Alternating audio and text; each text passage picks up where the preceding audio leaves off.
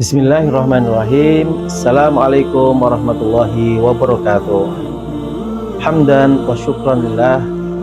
Salatu wassalamu ala rasulillah wa ala alihi wa sahbihi wa mawala amma ba'd.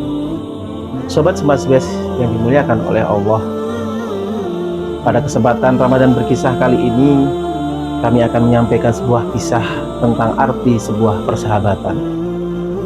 Beberapa waktu yang lalu kita disuguhkan dengan sebuah peristiwa penganiayaan yang dilakukan oleh seseorang kepada orang yang lain, yang dengan penganiayaan tersebut menjadi hal yang fatal.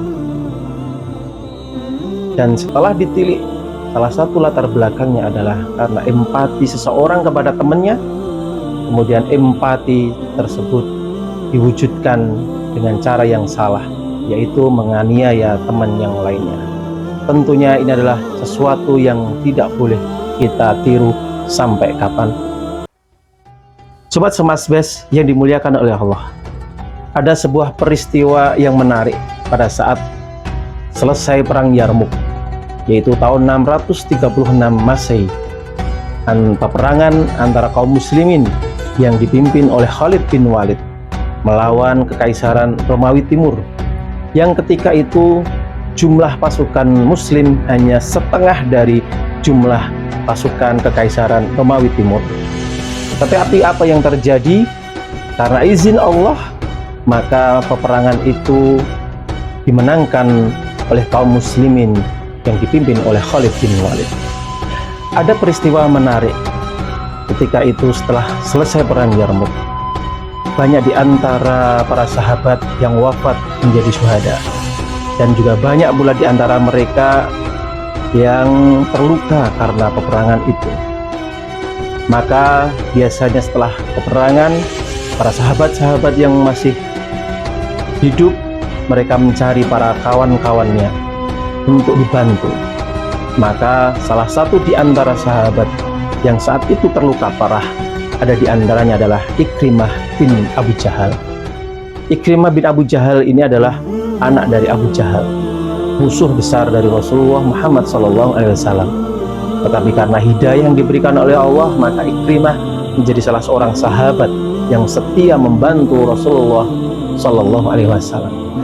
Ketika itu didapati Ikrimah bin Abu Jahal mengalami luka yang cukup serius, sehingga dia merintih kesakitan dan meminta air kepada sahabat yang lainnya. Maka Ikrimah pun dihampiri oleh sahabat yang lain yang akan memberikan minum kepada Ikrimah. Maka ketika mau diberikan minum kepada Ikrimah, maka di sebelah Ikrimah ada sahabat yang lain, Al-Haris bin Hisam. Ketika mendengar Al-Haris bin Hisam juga merintih dengan hal yang sama untuk meminta air, maka Ikrimah pun merelakan, berikan air ini kepada saudaraku Al-Haris bin Hisam, karena mungkin dia lebih memerlukan daripada saya. Maka sahabat ini pun lari untuk menghampiri Al-Haris bin Hisam untuk memberikan minum kepadanya. Ketika sudah sampai di posisi Al-Haris bin Hisam yang ketika itu juga terluka parah, ketika mau diminumkan air tersebut, maka di sebelah yang lain ada sahabat lain yang merintih lebih keras lagi, dan ternyata itu adalah Suhail bin Amr. Maka ketika mendengar itu, Al-Haris pun langsung meminta kepada para sahabat itu untuk memberikan air yang akan diminumnya itu untuk sahabatnya Suhail. Berikan air ini kepada Suhail, karena saya mendengar dia lebih membutuhkan daripada saya. Maka sahabat ini pun berlari untuk menghampiri Suhail. Namun qadarullah, ketika sampai di posisi Suhail, ternyata Allah sudah memanggil Suhail menjadi seorang syuhada. Beliau meninggal di dalam peperangan tersebut. Akhirnya sahabat yang membawa air ini kembali lagi ke posisi Al-Haris bin Hisam. Dan ketika sampai di posisi Al-Haris bin Hisam, ternyata Al-Haris bin Hisam pun juga telah wafat sebagai syuhada.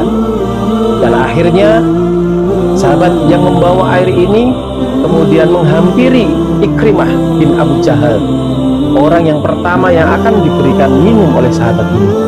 Dan ternyata ketika sudah sampai di posisi Ikrimah pun juga telah wafat sebagai syuhada. Sahabat Semasbes yang dimuliakan oleh Allah, betapa mulianya akhlak para sahabat Rasulullah Sallallahu Alaihi Wasallam. Bahkan di saat sakaratul maut pun mereka masih mengutamakan saudara-saudaranya seiman daripada dirinya sendiri.